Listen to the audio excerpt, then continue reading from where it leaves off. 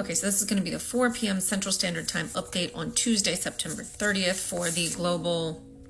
And if you're new here, I have to say this because I love cereal. Favorite thing to do is to dip tortillas in hummus. And I love this one place at the plaza.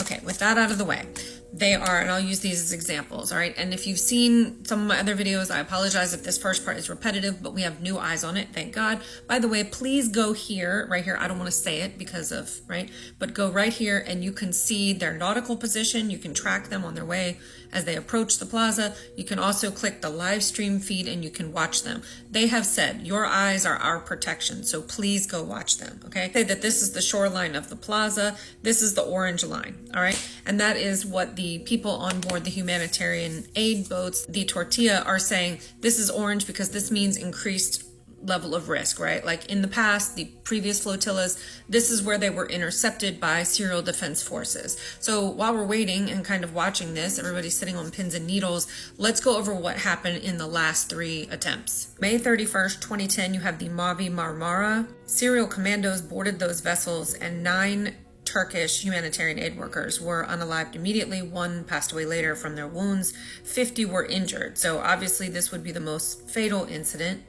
And 680 passengers, crew from 6 different ships, were detained, interrogated, and then later deported after staying in Israel facilities for a few days. So that takes us to June 29th, 2015, where the Marianne was a Swedish vessel that was intercepted, roughly 100 nautical miles from the shore of the plaza. That vessel was boarded peacefully, and those people were tasered, and there was chemical irritants used, but no unalivings.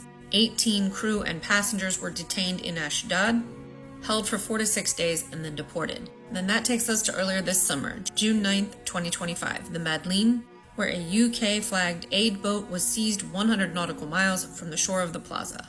Attacked with chemical spray before boarding, that vessel carried 12 activists, including Greta Thunberg. She is, of course, on this current tortilla. 12 of the crew were held in the Ashdod prison.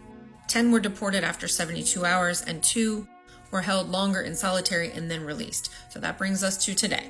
So they are in that zone right now where, right, they're between, if this is the shore of the plaza and this is the orange line, they're going to be just now crossing over this or coming up to it right now. And then again, remember that they've got a wide, they're spanning several miles because there's so many vessels sailing.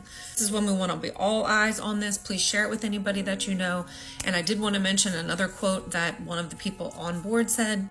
Pakistani Senator Dr.